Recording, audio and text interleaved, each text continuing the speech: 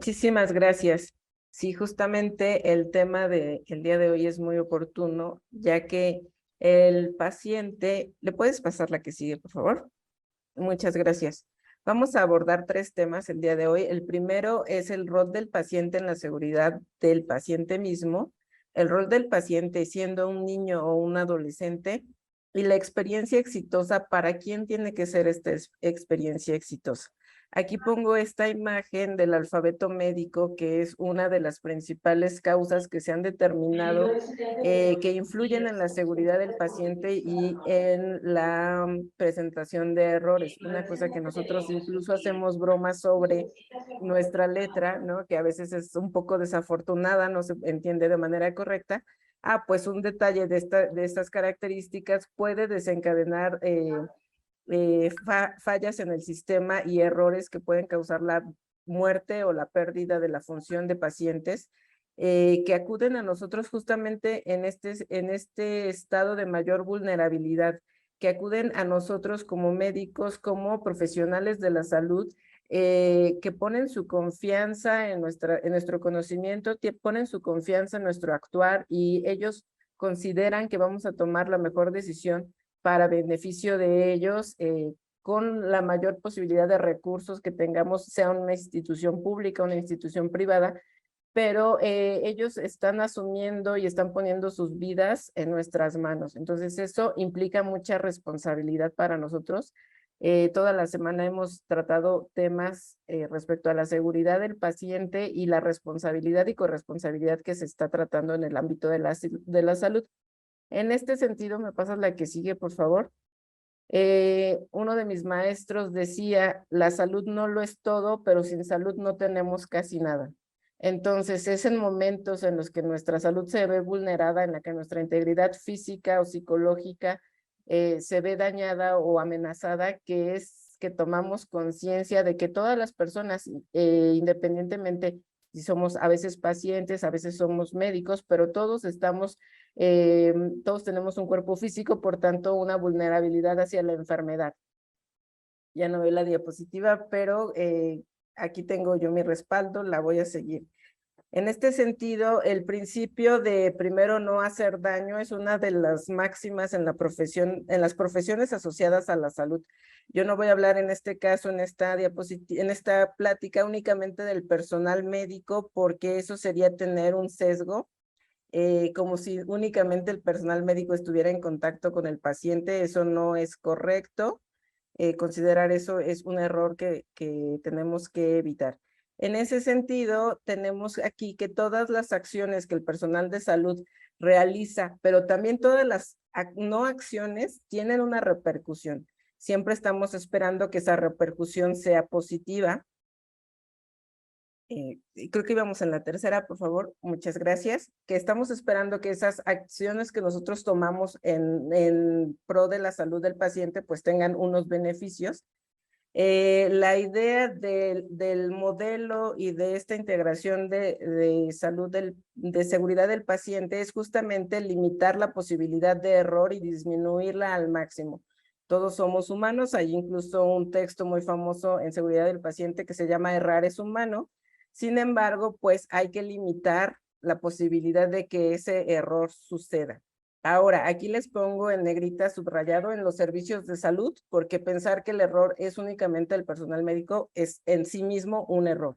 La imagen que les muestro aquí tiene la idea de vigilar justamente la eliminación la disminución de estos errores a su máximo, a su mínimo posible en todas las cadenas de atención, desde la planeación de servicios, desde la infraestructura, la programación, todos los elementos de carácter administrativo. A lo mejor podemos en un documento, ¿verdad? Que llenemos mal en el momento de la admisión, le ponemos el tipo de sangre equivocado al paciente por un descuido y ya no te cuento las consecuencias. Entonces, el personal de salud, desde el filtro que el policía hace en el hospital para acceder al paciente o no, desde el trabajo social que registra, que hace los personal de enfermería que nos apoya siempre en la toma de signos, síntomas, en la historia, en la elaboración de la historia clínica, todos tienen un rol muy importante para lograr el mejor resultado en salud para este paciente. Entonces, como les comento aquí, los errores que se cometen generalmente no son intencionales, y el impacto de este error no únicamente afecta al paciente, sí es la persona más afectada en este sentido, pero también estamos hablando de que ese paciente, esa persona se desarrolla y se desenvuelve en un contexto social, en un contexto familiar, entonces va a tener una afección en su nivel, en su núcleo familiar, pero también en el equipo de salud, porque veíamos justamente que el equipo de salud puede asumir estos errores para mejorar o puede de alguna manera no virtuosa tomarlos como una cosa que se oculta, que también estaremos platicando en un ratito, y no aprender de ella. Entonces, aquí en el triángulo dice aprender y actuar en consecuencia de estos errores. Primero hay mucha documentación ya que nos está indicando por dónde va el camino. Nos dicen que un 50% de las enfermedades nosocomiales se pueden evitar con un lavado de manos correcto. Entonces, ahí ya tenemos una acción. Hay que implementar cada uno de nosotros una responsabilidad de nuestro ámbito laboral para tener las manos limpias todo el tiempo. Entonces, en ese sentido, no es solamente tener el conocimiento teórico, sino traducir todo este conocimiento al actuar diario de todo el equipo de salud, de todo el equipo que compone la red de atención desde, como les decía, desde el mismo policía que está en la puerta y que a lo mejor puede tomar una decisión que le cambie la vida al paciente, hasta las decisiones administrativas a niveles gerenciales altos que determinan o no la presencia de un suministro, la presencia de personal médico en el momento y en el lugar en el que se tiene que indicar. Entonces, aquí todos los involucrados, tanto del lado del paciente como del lado de los servicios de salud, tenemos interés en generar estas vinculaciones y estas alianzas que nos permitan no dañar a los pacientes, no repercutir de manera desfavorable en su salud. ¿Me pasas la que sigue, por favor? Bueno, y entonces tenemos que cambiar de paradigmas. Es chistoso tener que decir el rol del paciente en la seguridad del paciente, pues el rol del paciente en la seguridad del paciente y de la atención médica en sí, de la atención a la salud es prácticamente todo. ¿Qué sería un hospital sin pacientes? ¿Qué sería un centro de salud sin pacientes? ¿Qué sería cualquier personal de salud sin pacientes? Nada. Entonces, aquí tenemos que asumir ya que la participación del paciente es el eslabón más importante para lograr el éxito terapéutico.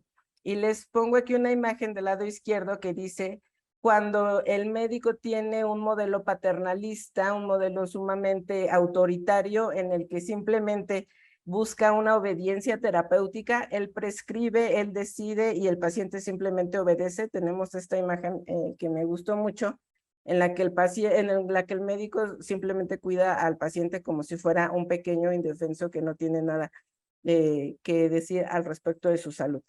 No estoy diciendo este modelo es totalmente malo. En algunos casos, de acuerdo a los perfiles de los pacientes, puede ser un modelo beneficioso, pero en la mayoría de los casos, este modelo tiene que transitar.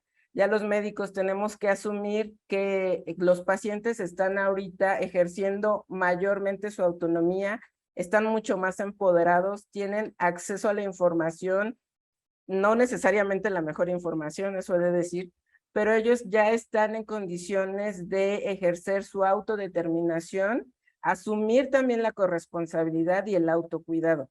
En este sentido, cuando nosotros estamos hablando de un paciente corresponsable, un paciente empoderado, un paciente que tiene alianza terapéutica con nosotros, estamos haciendo una vinculación estratégica que nos va a asegurar el, el, el seguimiento del tratamiento, no necesariamente, dependiendo de la enfermedad, por supuesto, no necesariamente el éxito terapéutico al 100%, pero sí nos va a ayudar a tener justamente el desenlace que nosotros estemos buscando en suma de la voluntad del paciente.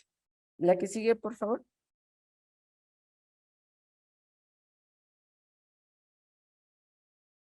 Muchas gracias. En ese sentido, tenemos que la era del nuevo paciente, ¿cuál es el rol justamente del paciente? El paciente tiene derechos, el paciente tiene obligaciones. Tiene derecho a aceptar o rechazar los procedimientos, tiene derecho a recibir información sobre su padecimiento, a recibir información clara, pero también tiene obligaciones, que son las de cumplir las recomendaciones, dado que él ya aceptó el tratamiento, la prescripción o la intervención, en vigilar sus propios efectos adversos y los signos de alarma que se pudieran presentar, y justamente actuar como el médico le diga. En este sentido, hay que asumir que hay una desventaja o una inequidad en la información. El médico, por su formación a lo largo de 7 años de medicina general, más los años de especialidad, pues se espera en todos los casos que tenga mucho más conocimiento y profundidad del mismo, en tanto a lo que tendría un paciente que no se dedica necesariamente al ámbito de la salud. Sin embargo, el médico tiene que dar a su paciente las herramientas para tomar la mejor decisión informada. En ese sentido, cuando se le dice tienes que vigilar estos efectos adversos, se asume que tanto el paciente, y ya veremos que en el caso de niños o adolescentes, se está en una cercanía y en un conocimiento del organismo propio y del malestar que se asume en un momento dado. Entonces, si yo como paciente estoy viendo que se están presentando los signos de los que fui advertido, pues entonces tendré que actuar en consecuencia. Y también tienen la responsabilidad de informar verazmente y con exactitud su situación. ¿A qué nos referimos con esto? Ellos tienen que dar la versión real, tienen que ser certeros con el médico, dar la información lo más cercano a lo verdadero posible. Estamos hablando de antecedentes personales, antecedentes heredofamiliares. En el caso de pacientes que tengan algún tipo de riesgo en diversas esferas de la vida, informar de estos a su médico, incluso si se trata de alergias, si hay alguna situación de medicamentos que puedan comprometer o que puedan tener interacción. Él no tiene que saber todas esas interacciones, pero sí tiene que informar a su médico sobre el consumo de otros medicamentos. Y todo esto nos va a provocar que cuando el paciente reciba la información que nosotros podamos darle, hay que asegurarnos no solo que la reciba, sino que la entienda, que la comprenda y que la asimile para una toma de decisiones. En muchas películas hemos visto cómo una persona recibe una noticia catastrófica y empieza con el zumbido en los oídos, como que ya perdió todo y el médico sigue hablando. Eso es una situación que pasa en la vida real. Entonces ahí es un poco falta de empatía y falta de interés por parte del médico de tomarse el tiempo para que el paciente interprete, comprenda y asimile la información. No necesariamente tiene que ser una enfermedad como cáncer o una cosa de estas, puede ser con una enfermedad pequeña, simplemente asumir que todos los padecimientos tienen un impacto en la vida de las personas, no importa el grado de gravedad que estos tengan. Ahora, también tenemos del lado derecho un reto que puede verse justamente como un problema o puede verse como una oportunidad, de acuerdo, retomando las palabras que Gustavo nos compartía, y es que ahora hay mucho acceso a la información y hay mayores expectativas con respecto a los servicios de salud que un paciente recibe. Está esperando que se use mayor tecnología, que tenga acceso a la información, ya es más empoderado, busca y exige más el ejercicio de sus derechos, de su derecho humano, la protección de la salud, y también está más informado. Para esto ahorita comentamos un poquito más a profundidad. Nos pasa la que sigue, por favor. Muchas gracias. Ahora, el paciente que nosotros buscamos tener, este aliado terapéutico, no se crea de la noche a la mañana. No simplemente una persona va a despertar un día y ser un aliado terapéutico y ser un paciente consciente y corresponsable y autónomo, etcétera. Eso no va a pasar, porque así como el personal de salud tiene un periodo de formación, también el aliado terapéutico, que es el paciente, tiene un periodo de formación. Nosotros recibimos una instrucción universitaria, una especialización, etcétera, pues el paciente también la requiere. Necesitamos capacitarlos, necesitamos ver por su formación como pacientes que ellos se empoderen, que conozcan su padecimiento, que conozcan no a nivel fisiopatológico ni de la farmacéutica específica de los medicamentos, pero sí saber más o menos de qué se trata lo que se están tomando, por qué es importante que se lo tomen en los horarios, si no simplemente no lo van a hacer, no van a tener el apego terapéutico que quisiéramos, la adherencia terapéutica más que apego. Entonces tenemos que luchar por el involucramiento de estos pacientes, el involucramiento positivo. Aquí tenemos, les puse aquí OMS 2015, cuidamos tu seguridad, échanos una mano. A mí no me encanta tanto el título porque es cuidemos juntos por tu seguridad. Y esta imagen que les pongo aquí abajo es un modelo que siempre se me olvida su nombre, aquí lo debo de, aquí está. Es la teoría del queso suizo de Rason, justamente miren mi letra fatal, pero bueno. Entonces, en esta imagen nos está diciendo que hay, a lo largo de todo el proceso, hay muchos peligros y riesgos de cometer errores y con estos errores generar daños. Pero a medida que va pasando cada etapa del proceso, desde el acceso del paciente hasta su tratamiento, seguimiento, rehabilitación, lo que se requiera a lo largo del ciclo de vida, tenemos que estar preparados cada uno de los elementos que formamos esta cadena para diagnosticar e identificar de manera propicia cada una de las posibilidades de error que se pueden cometer. A lo mejor a mi compañero pasado se le pasó algo, yo ya lo identifiqué, entonces actúo para que no pase la siguiente barrera ese error. Entonces, a medida de que van pasando estas rebanadas, se van tapando los hoyitos y entonces el riesgo y el peligro ya no alcanza a llegar al paciente. Ahora, lo que es criticado de este modelo es que al final el paciente simplemente era un actor que recibía la intervención de todas estas capas.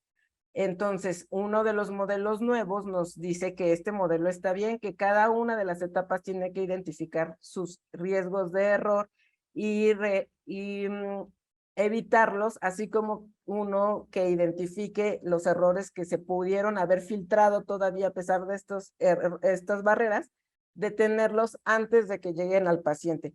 Pero el modelo nuevo nos explica que el paciente mismo es una barrera. El paciente mismo tiene que ser un componente de esta cadena de esta interacción. Entonces, él mismo puede detectar y puede filtrar errores que tengan consecuencias. ¿Cómo es? Poner atención. Hay que poner atención como pacientes en lo que se nos está realizando. Tenemos que aprender a preguntar.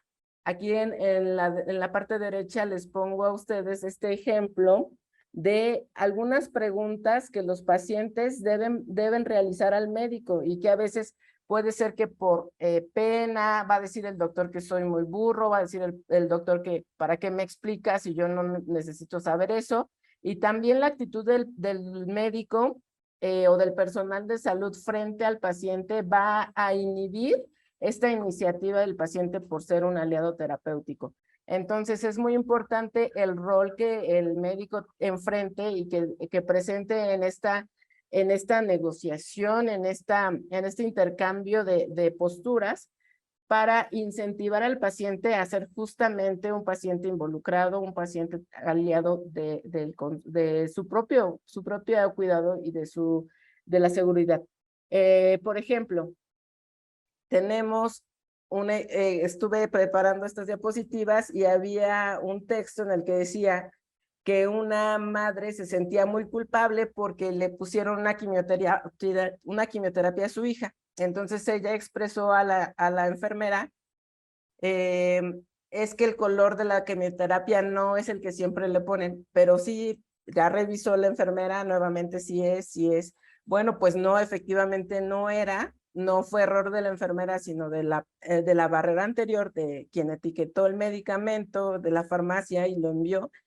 Y bueno, la madre estaba totalmente traumatizada porque ella asume que si hubiera insistido más en que ese no era el color de la quimioterapia de la niña, ella no hubiera recibido ese medicamento que le hizo alergia, que le provocó un choque anafiláctico y finalmente la niña falleció.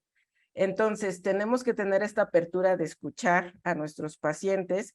Todos tenemos la posibilidad de cometer errores, sin embargo, también tenemos que tener esa apertura y esa sensibilidad y esa humildad de decir, ok, me equivoqué, pero mejor resarcimos el daño ahorita que lo estamos identificando y no ocultar justamente este error hasta que salga y la consecuencia puede ser letal.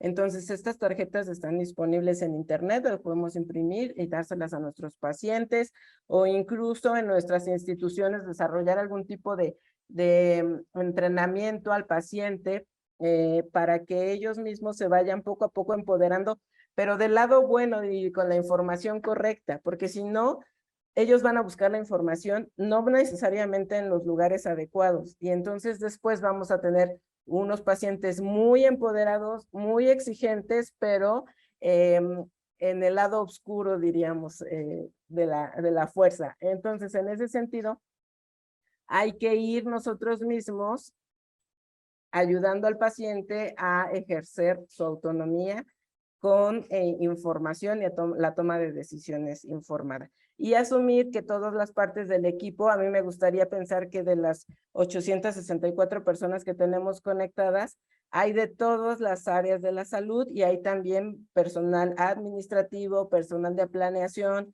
etcétera, incluso personal que transporta los medicamentos o que transporta los insumos, todos los elementos de la cadena de los servicios de salud y de los sistemas son importantes para disminuir los riesgos y evitar los errores. ¿Me pasas la que sigue, por favor? Muchas gracias. Ahora, esto también lo vamos a llevar de tarea. No sé ustedes en su formación, pero en la mía, a mí no me dieron ninguna clase de comunicación asertiva, no me dieron ninguna clase de cómo dar malas noticias, no me dieron ninguna clase de cómo entrevistarme con un paciente pediátrico para llevarlo en el sentido de que nos dé las respuestas que necesitamos, pero eso no implica que no lo podamos aprender. Y también hay que recordar que tenemos un equipo multidisciplinario que nos puede apoyar. Trabajo social, tenemos también psicología, tenemos otros elementos que podemos sumar en este ejercicio para tener los mejores beneficios. Ahora, como médicos a veces y como personal de salud, a veces pensamos que limitar la información del paciente, limitarle la información al paciente o evitarle algunas noticias no tan positivas es hacerles un bien, pero no necesariamente es así. Efectivamente, el paciente tiene derecho a no ser informado, pero es su derecho. Él lo tiene que decidir. Él tiene que decir, no quiero saber. Y entonces nosotros ya podemos decir, ok, respetamos ese derecho a no saber. Pero mientras no sea así, tenemos que comunicarles de manera veraz, esto es no engañarlos. De hecho, es uno de los derechos de los médicos también, no podemos prometer un resultado y también no solamente sería mentirnos a nosotros mismos, sino mentirle al paciente, mentirle a su familia, ser comprensibles de nuestro lenguaje, no nos vamos a meter en términos técnicos, no nos vamos a meter en términos fisiopatológicos muy específicos, simplemente tener un lenguaje que para ellos sea comprensible. Hay que verificar que ellos comprendieron lo que nosotros les dijimos. Que sea adecuada, esto se refiere tanto a las circunstancias personales del paciente, a la extensión y la profundidad. Probablemente les comentaba, no vamos a meternos a explicar cómo funciona un fármaco en el organismo, cuántos pasos tiene que dar, etcétera. Eso probablemente no lo necesiten saber. Pero sí los horarios, porque es importante que los respeten, porque es importante que no partan las pastillas, que no se tomen los medicamentos que tienen guardados en el cajón y posteriormente también el momento adecuado para dar la información. Probablemente damos un diagnóstico, dejamos que el paciente procese ese diagnóstico, abrimos un espacio de diálogo, preguntas, respuestas y posteriormente entramos a los temas más delicados. Y en el último bullet les pongo que estas informaciones que nosotros estemos brindando a los pacientes no deben en ningún sentido llevar un sesgo o no deben buscar una decisión determinada. No debemos buscar la manipulación del paciente, por mucho que nosotros creamos que estamos haciendo un acto de beneficencia al paciente. Nosotros tenemos que dejar que el paciente ejerza su autonomía, y para que el paciente ejerza su autonomía necesita tener la información. Aquí a lo mejor alguien, si es profesor, si tiene posibilidad de meter en la currícula universitaria, considerar estos factores sería bastante bueno para todos sus alumnos. La que sigue, por favor. Ahora, en el tema que nos convoca el día de hoy, que es en pacientes pediátricos y jóvenes, aquí tengo que hacer una aclaración, porque no necesariamente una cierta edad conlleva una conciencia, no lleva una corresponsabilidad, no simplemente un día tenemos 17 años y al otro día que cumplimos 18, ya tenemos perfecto entendimiento del mundo y de sus causas. Entonces, realmente la edad y el entendimiento que estamos suponiendo con ella es un concepto social, es una determinación que nosotros hemos establecido desde nuestra normalidad social, y en ese sentido es incorrecto pensar que una persona que un día tiene 17 y al otro día tiene 18, ya el otro día puede decidir. Son simplemente términos legales y términos normativos, términos sociales, que tenemos que considerar cuando tengamos un paciente particularmente adolescente enfrente de nosotros. La que sigue, por favor. Ahora, si de por sí la relación médico-paciente es una situación compleja, ahora cuando hablamos de niños y adolescentes, nos estamos hablando de una relación médico-paciente, médico-paciente-familia, paciente-familia, médico-familia, etc. Entonces, aquí les invito a una reflexión. Recordemos, muchos de nosotros ya tienen un buen rato, pero recordemos que todos nosotros fuimos adolescentes. Nos compartía Gustavo, fuimos niños y adolescentes.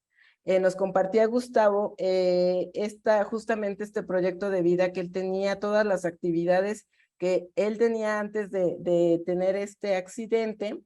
Y recordemos que especialmente nos sentimos invulnerables, sentimos que no nos va a pasar nunca nada, que somos eternos cuando somos adolescentes, y aparte tenemos aparte de las situaciones de salud que conllevaría tener alguna enfermedad que nos hiciera presentarnos en los servicios, tenemos un contexto social, un contexto familiar, un contexto en la escuela, a lo mejor no es tan favorable para todos los casos, que puede estar generando ahí algún tipo de problema de comunicación.